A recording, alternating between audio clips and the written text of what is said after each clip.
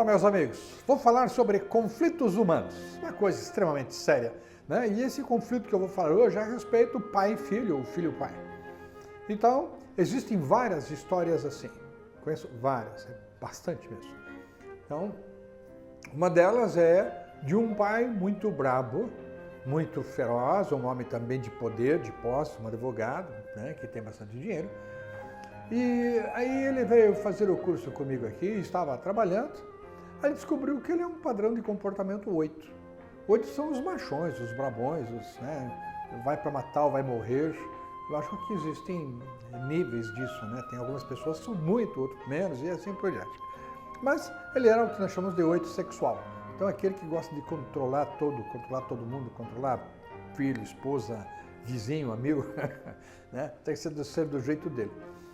E aí ele veio fazer o curso aqui conosco e quando chegou no número dele, quando a gente estava explicando, caiu umas fichas para ele e foram fichas muito doídas. Né? Foram coisas que doeram para ele. Então, eu falo que realmente as pessoas, quando são muito machões, acabam às vezes criando filhos fracos. Entende? Porque eles sufocam, eles afundam o filho, principalmente o homem, né? E ele não consegue se expressar quem ele é. Daí ele vai procurar um outro comportamento, vai procurar às vezes o comportamento da mãe. Entende? Daí o que acontece? Se torna um homem fraco. Um homem fraco. Fraco entre aspas, não existe fraco, não existe forte. Estou falando besteira aqui agora. O que existe, ele vai criar uma pessoa que tem hábitos diferentes daquele que ele tem. Então o pai é machão. O matador, o que vai lá e resolve no tapa, na briga, tem um parafusinho lá de 3/8 e quer pôr numa porca de 5/16. E daí o que acontece? Ele criou um filho muito sensível, muito amoroso. Então uma pessoa simples, amorosa e que tem hábitos diferentes. Ele gosta, por exemplo, de ajudar a mãe, ele gosta de coisas boas, de coisas belas, ele gosta de fazer o serviço de casa. E aí o pai não entendia isso, né? Assim como o machão tem que ir lá pegar as meninas, tem que ir lá fazer isso, fazer aquilo, tem que arrebentar tudo. E o piá não é assim. Bem, o que eu quero falar são duas coisas. É que o pai tem um padrão de comportamento machista, forte, luxúria, né? E o filho se tornou uma pessoa romântica. Então, um homem machão ter um filho que é mais romântico, mais sensível, que chora, para ele é um choque. Para ele é inconcebível isso. Mas é assim que foi criado. Então, esse menino, né? Eu estou falando de menino porque esse é um padrão feminino, certo? Não é um padrão masculino, é um padrão mais feminino. É um padrão de tipo 4. Então o pai fica pirado porque o filho é assim. Mas na verdade o comportamento do pai que criou aquilo. Que criou aquela pessoa daquela maneira sensível. E aí que começam os transtornos. Aí é quando um pai quer que um filho faça coisas segundo o modelo do pai. E não vai dar certo, vai dar desgraça, vai dar dor, vai dar muita tristeza. Que o pai vai se decepcionar com aquilo e o filho também fica reclamando do pai, porque o pai é brabão, porque o pai é machão, que o pai é isso e o pai é aquilo. E cara, daí judia de todo mundo, fica tudo terrível. Todo mundo vai sofrer com isso. E não tem como mudar. Tem como mudar. Mas quando a pessoa quer mudar, não dá para eu mudar o comportamento do outro. Não dá para eu fazer o outro ser diferente. Se eu quero que o outro seja diferente, eu vou ter que mudar. E aí o outro vai mudar. Pode ser que ele mude naquilo que você quer, pode ser que não. Mas eu tenho que respeitar isso. Porque senão você já pensou, toda essa história começou lá na infância. Cada um criou um padrão. Você virou oitão, machão lá na infância. O teu filho virou uma pessoa sensível, romântica lá na infância também. Mas e quantos anos vocês terão pela frente juntos? Suponha que o pai tem 40 anos. Suponha que ele vai até os 80. Então vai passar 40 anos sofrendo. Então vai ter que existir uma cessão. Você tem que ceder em algo. Aceitar o outro. Quando você aceitar o outro também, você vai começar a aceitar você. Porque se você é muito durão, se você é muito machão, é porque tem alguma coisa errada também. né? Tanto faz você ser muito bravo, é errado. Ser muito manso é errado também. Tem que ter o caminho do meio. Então, comece a observar isso. Todos vocês que estão me assistindo aí. Eu estou falando de um exemplo bem prático e visível. Muito visível, né? É o machão com a pessoa sensível.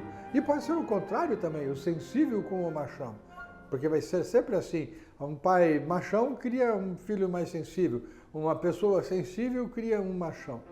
Então sempre vai viver nesse atrito aí, né? A pessoa vai ficar triste, vai ficar chateada, vai ficar magoada, sei lá o que mais, para o resto da sua vida. E não é por aí o caminho. Então você tem que aprender a aceitar o outro como ele é, porque ele é daquele jeito.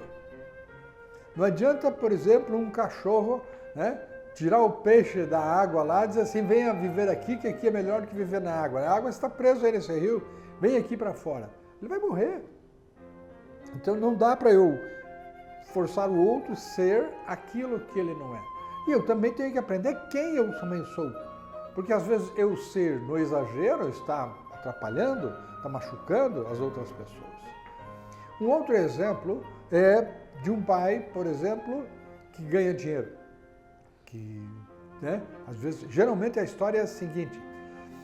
São pessoas que na infância tiveram dificuldades, tá? Pessoas que talvez tenham sido pobres lá na infância, tiveram falta de recursos, e eles se prometem para si mesmos que nunca mais vão passar por aquilo.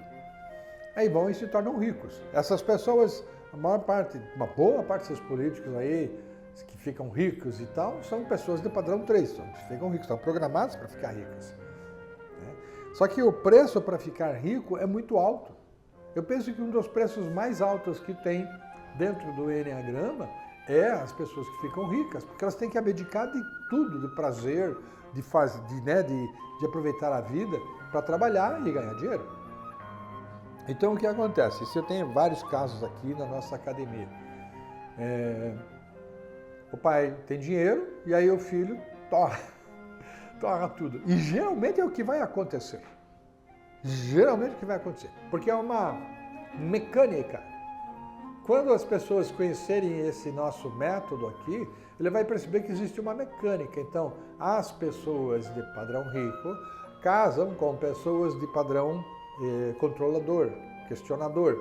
São os que controlam. Então, um ganha dinheiro, outro cuida.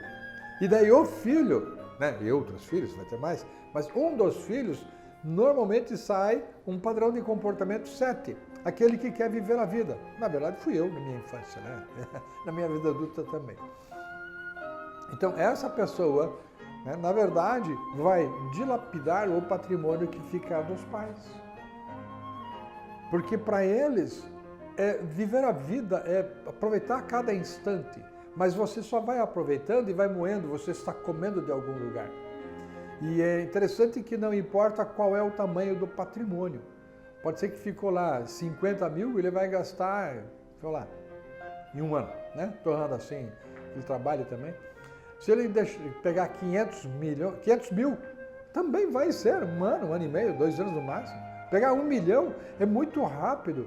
Como se destrói esse patrimônio, como se desconstrói, não é destrói, mas como se desconstrói. Então, muitos pais, durante esse tempo que estão juntos, porque depois que o cara morreu, ficou aí, o piá deixa, né, o piá, a mulher, deixa que torre tudo. Qual é o problema, né? De que adianta morrer rico?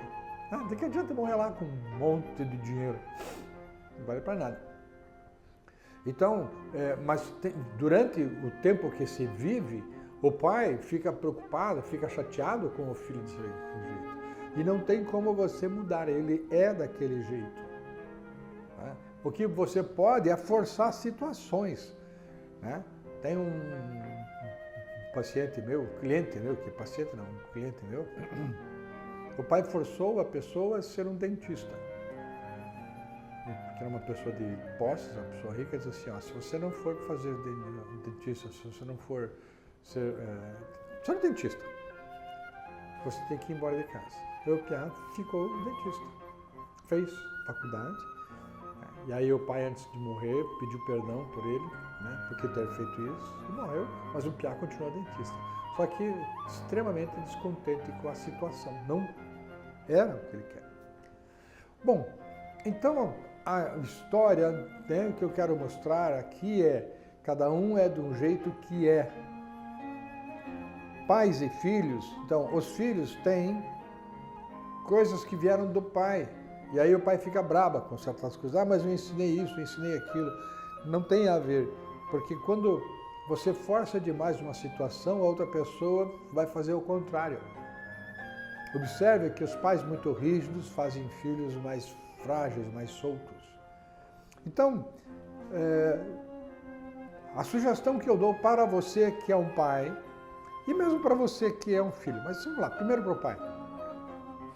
Quando o teu filho não agir da maneira que você pensa que é a correta, não que ela seja, mas como você pensa que é a correta, que tem que ser assim, assim, assado, você vai ter que mudar. Você vai ter que mudar alguma coisa aí dentro de você, tá?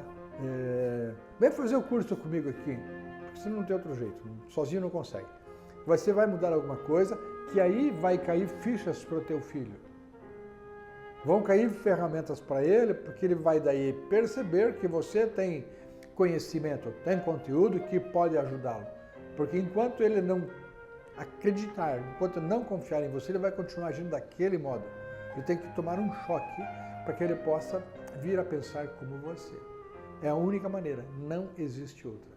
Você pode obrigar, como lá o pai desse dentista fez, obrigou ele a ser dentista, mas o tempo todo vai ser um convívio ruim, ele com certa raiva porque você age de certa maneira e obrigou ele a fazer aquilo. Tá? Então, vai ter que mudar alguma coisa. Venha estudar comigo, ou estude aí você mesmo em casa, o Enneagrama, você vai perceber as coisas que incomodam a outra pessoa. Vai mudar a tua vida, vai mudar, você vai ter paz, vai ter tranquilidade quando conseguir aceitar isso. Mas primeiro você vai ter que aceitar você mesmo. E no caso ao contrário, quando é o filho, né, que é um pai, saiba que você é uma consequência do que ele fez lá e você gravou em você e está aí em você. Então, o passo é compreender o outro, criar empatia, entender que o outro é daquele jeito. E ele não é daquele jeito porque ele quer. Ele quer daquele jeito porque ele foi criado pelo pai dele, pelo teu avô, que foi criado pelo outro, que foi criado e assim por diante. Então nós carregamos uma maneira de ser que vem da nossa infância. Tá? Então o que você pode fazer é simplesmente entender como o outro funciona. E aí sim, você muda algo em você que vai ser bom para você, que vai ajudar a outra pessoa a entender você. Então, os dois vão sair ganhando. Quando duas pessoas conhecem o método que nós aplicamos aqui, os dois ganham. Porque os dois dizem assim, se ninguém vai trocar para agradar o outro, né? Eu vou mudar minha personalidade para agradar o outro. Aí eu vou ser infeliz. Então não é isso. É encontrar coisas que você pode mudar em você, que você vai ser mais feliz e a outra pessoa também. Então, pessoal, vai lá, estuda aí, né? Você talvez não tenha contato comigo, mas vai estudar o método ASH, né? Porque só saber qual é o defeito já é um caminho, mas não é tudo. É preciso aprender a consertar aquele defeito. Se alguém chegar e dizer assim, ó, teu carro está com problema na ignição, ela está estragada. Tá, tudo bem, agora já sei que é ignição. Cadê? Como é que faz? Lê o manual. Bom, aí alguém vai te explicar. Pessoal, se você gostou dessa conversa, entra no canal aí, se inscreva no canal, por favor. Me ajude a divulgar esse trabalho, que é um trabalho maravilhoso. Eu tenho libertado tantas pessoas e você também pode se libertar. Ou alguém conhecido seu, um amigo conhecido. Beleza pura? Segue a gente na rede social também, Instagram e Facebook. Um grande beijo no seu coração. Espero que seja tudo legal. Saiba que tem cura.